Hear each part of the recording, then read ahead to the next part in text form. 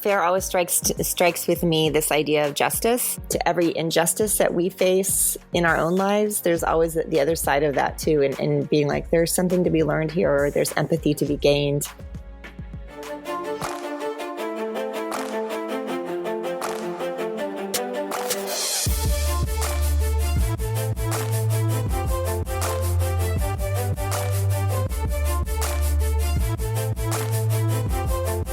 This is Art of Citizenry podcast, exploring our journeys with identity and social impact.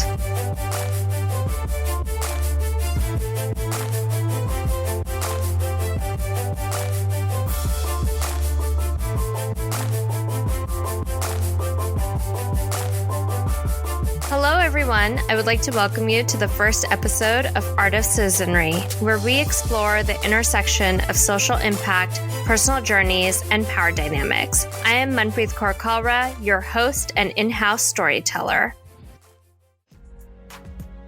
I would like to start my first episode by taking a moment to tell you a bit about myself. I've always enjoyed traveling, exploring cultures, and learning about heritage handicrafts. Over the course of my travels, I became interested in fair trade principles and sustainability. I wanted to understand how fashion brands were able to make clothing at such low costs with minimal regulations. Like many closet academics, I drowned myself in research, learning the details of how global garment industries operate. For the last 3 years, I've been working with social enterprises on strengthening their digital footprint. My hope with this podcast is to bring together the voices of thought leaders, artisans, creatives, designers, and changemakers to discuss and dissect complex issues through their unique lens.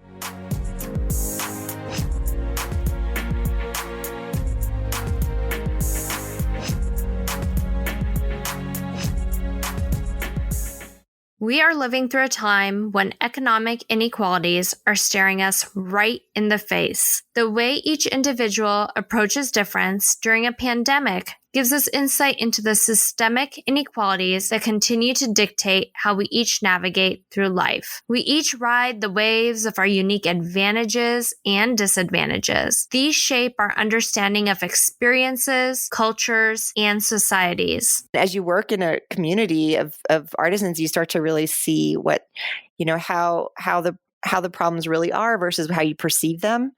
And then so you kind of change what your solutions are going to be too. Tanja Cesh is the founder of Mulxiply. I've spent the last 30 years in the fashion world, predominantly as a designer in both product design and art direction. Mulxiply is a fair trade contemporary fashion accessories brand dedicated to keeping heritage handicrafts from Nepal alive. Our mission is to elevate both art and artisan, and that not only produce a beautiful product, but really give credit where credit is due, and provide insight into artisan lives in Nepal, recognizing that many artisans are marginalized communities. And so we are doing all that we can to kind of bring to light their beautiful skill set and recognize that these are skill sets that if they're not valued, they will go away. When is the last time you thought about who made my shirt?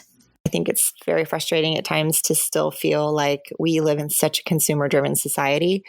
And I mean, I sell products. Like I want people to buy my things, but I think it's also recognizing that we want people to make decisions based on like knowing how a product is made and knowing knowing that there's a person behind it and not a giant factory that could care less about how their laborers are doing. Mulxiply creates employment opportunities in areas where individuals are at risk of being trafficked to other countries or enslaved in migrant worker schemes abroad. It's not just about me and my brand and my company's brand, but it's about, people's lives and their families. I'm someone who has always been interested in understanding people's journeys. So how does someone who grew up in LA end up on the other side of the world working with artisans in Nepal? I was working with a friend of mine actually that she runs a really beautiful nonprofit that's actually also a business called Sudara, and they work with women in India who are choosing to leave the sex trade, and they train them to be seamstresses, and then they make their product line. Inspired by their work, she packed up her bags and went to India to lend a design eye. It was my first time in Southeast Asia, and it was amazing and beautiful and powerful.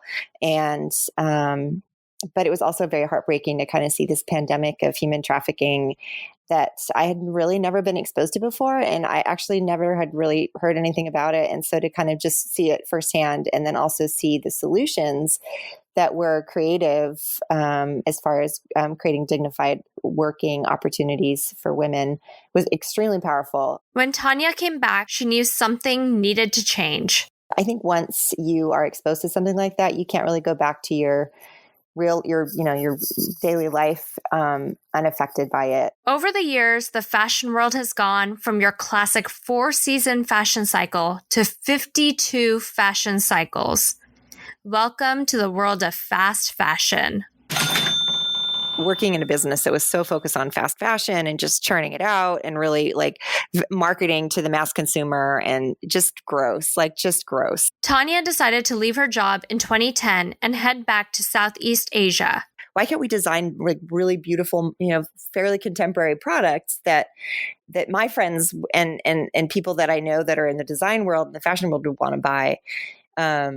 But utilize heritage handicraft. So utilize skill sets that these people have, regardless of whether they have an education or not, or whether they can write, but they can sew, and they can make, they can carve, and they can, felt. I mean, they can do all these amazing things that a lot of us can't do, So it was kind of this kind of these paths crossing of recognizing what my skill set was and what their skill set was, and kind of marrying them into a business that was about utilizing age-old techniques to produce a modern product, and therefore also provide access to the Western marketplace to artisan groups that therefore keep them growing and infusing money into their economy, into their communities, and therefore kind of halting the terrible cycle of poverty.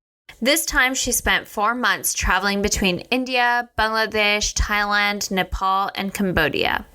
In each of these countries, I had the opportunity to just work with different organizations that were making an impact. And they all had different methods, and they all had different models. Most of them worked with women. Many of them worked with women that were either at risk of being trafficked or had been trafficked and were coming out of trafficking. And so it was just a really eye-opening, again, very heartbreaking time. But it was equally exciting because these cultures are rich in heritage handicraft, and most of these are village-based societies, and so there's a lot of traditional roles in that women sew, and the men are woodworkers, or they're metal crafters, or there's all these very beautiful intrinsic things that were part of these societies that I loved. Over the course of 4 months, Tanja sat down with artisans and relief organizations that were working in some sort of creative capacity to provide dignified opportunities to individuals to learn a craft. Those 4 months were very much an incubation process for me of just kind of realizing what the problem was, what the solution could be. And then just, as a designer, just kind of starting to think about product and okay, if I wanted to start something that was, fashion / creative, what could it be? And so Mulxiply kind of came out of that when, because when I came back to the States, I sort of, just let everything sort of marinate and simmer for a year and really just kind of figure it out, because it's so overwhelming. I want to do something, and yet feeling a little bit, frustrated because, I'm not a lawyer, I'm not a humanitarian, I'm not, a doctor, or, I don't have these quote unquote necessary skill sets to go and, work for any of these very impactful organizations that you hear about. So what did she find to be the most challenging part of her trip? I've always had a very soft heart. And so therefore I've always been a fairly empathetic human. And I think that's also why that trip was so hard for me, because the suffering weighed so deep on me and it felt I felt very trapped because I felt like I couldn't do anything about it. Human trafficking is a pandemic, not just in Nepal, but globally. Human trafficking is also a pandemic, and it is going to continue to grow as long as there is poverty and lack of opportunity. When addressing social issues anywhere in the world, I find it to be important to step back and be thoughtful about the responsibility we hold as change makers, especially when working with traditional art forms. So how does navigating a culture other than your own influence your design process? When I started the business, I really wanted it to feel contemporary. And I know that is very counterintuitive to a lot of indigenous design because, culturally, there's a lot of reason why things are designed the way that they're designed, or there's some meaning that a design has. And Nepal is very much like that, where a lot of their design is very, it's focused on worship. And so particularly with metal crafting, a lot of the metal workers, they make the singing bowls, or they make the Buddhas for the temples, or they make the beautiful wood items that you see, the various aspects of their, kind of daily worship. So but it's deeply tied to who they are, and it's deeply tied to their community and their understanding of the way the world works. So, knowing that it's kind of interesting, because I was like, well, is this something that I should even be doing? Should I be working with metal crafters and asking them to be making these like super, modern earring collections, So, I mean, I think we found beauty with teams that were really willing that they understood that there was a way to marry the two, and that they could use the handicraft and the skill set of the same thing that they would do to make a singing bowl, that they could make a beautiful pair of earrings. And in doing so, kind of keeping their workers having projects to do for years to come. There are a lot of social enterprises and nonprofits that go into countries wanting to make a difference. At what point does wanting to help do more harm than good? The mentality is that we want to help, but like we don't understand what we're helping, or we think that the solution that we're bringing is going to help you. When the reality is you're freaking hungry. Like, you're hungry. You don't need a church. You need food. You need water. You need clean water. You need medical assistance. You need education. Like, all these primal things that I think that we really, I know that there's a lot of good intention out there, and I don't want to like throw anybody under the bus with that, but like, good intention can be very misguided. And I think I was very sensitive to that, kind of going in to deciding that I wanted to do this work. And I think I was very scared because I felt very inept. And I felt like, what am I? Like, I'm just this like girl that has spent her time in fashion. Like, I can't help, what am I going to do? So I think I was very humbled going into it. There are approximately 28 million people living in Nepal. Half the population lives below the poverty line, earning less than $1.25 each day. With unemployment high, many leave the country as migrant workers. Doing good in an unequal world takes listening and being able to understand the nuance of why a society is the way it is. So how does that play out? I think for me, it was initially just a lot of observation and listening. Just really like putting yourself in a humble position, and like the position of a guest. Like, I'm a guest in this country.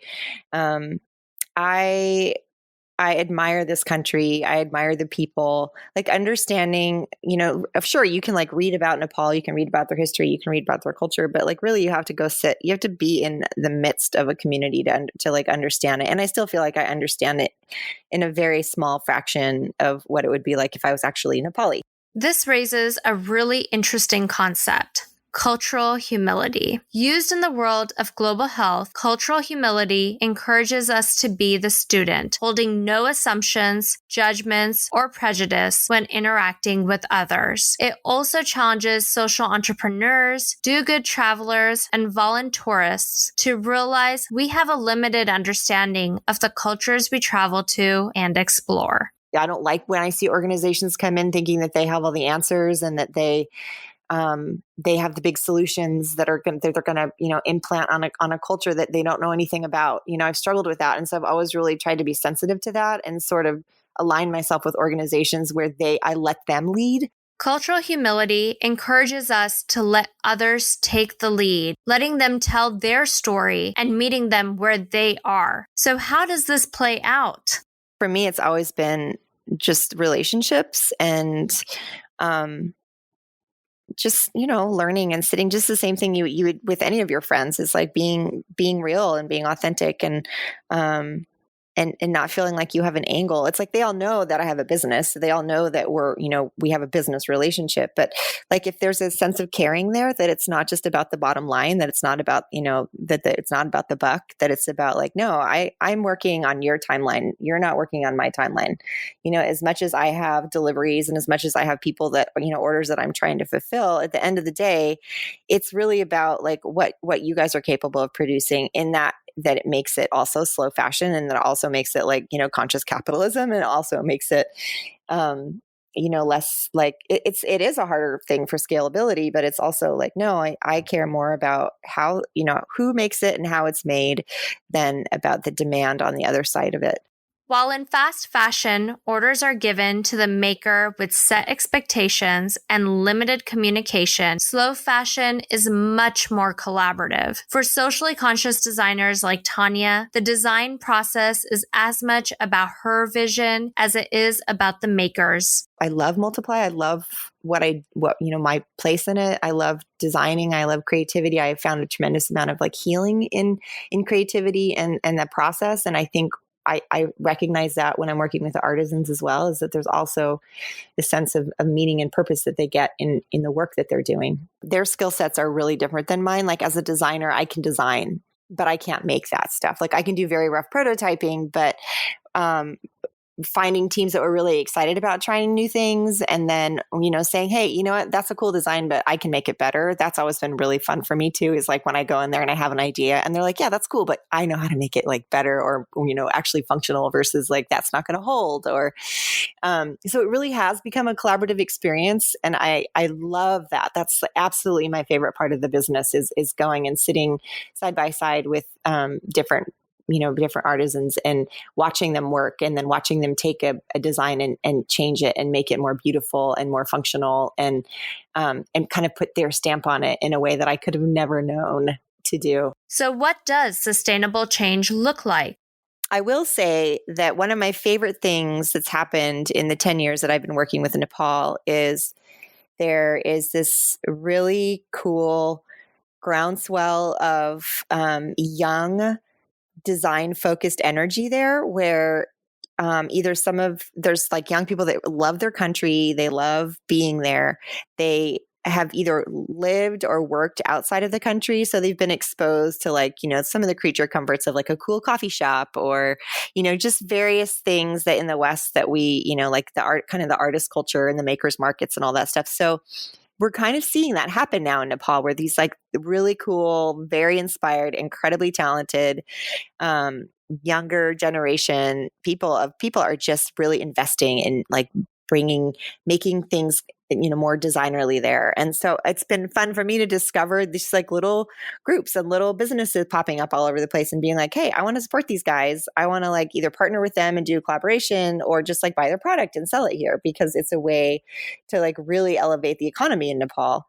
And it's just been exciting. Like it's super inspiring for me to be like, yeah, like what do you like ultimately like I don't need to work here anymore because like you guys are fine, Now, isn't that the goal? That the impact we make translate into lasting change beyond a single brand or a single intervention? While it's tempting to think about impact as something big and world-changing, it's important to not forget that a number of small impacts are worthwhile too. Mulxiply is a very small company and, we're making an impact in a very, very small way. But, there's a lot of small companies making an impact. So maybe the sum of the whole is, pushing that groundswell up even more. And here we are, sitting in our homes in the middle of a crisis. What small things can we do at this time to make the world just a little bit of a better place? When we want to make a difference, let's take a moment to reflect and approach the situation with empathy and humility. Let's not assume we always know the answer. And quite honestly, right now, none of us knows the answer, except maybe Dr. Fauci. Let yourself focus on healing. And as Tanja said, let's let things marinate a bit first. From here in Seattle, wishing all of the listeners health and positivity. Thank you to Tanja Cesh for her time. This podcast was produced by Art of Citizenry. For more information, please visit artofcitizenry.com. Also, please be sure to check out our show notes for links to follow Mulxiply and shop their beautiful handmade collection. Please remember to subscribe to Art of Citizenry podcast on your favorite listening app. And finally, thank you to all the listeners, sending positive and healthy vibes your way.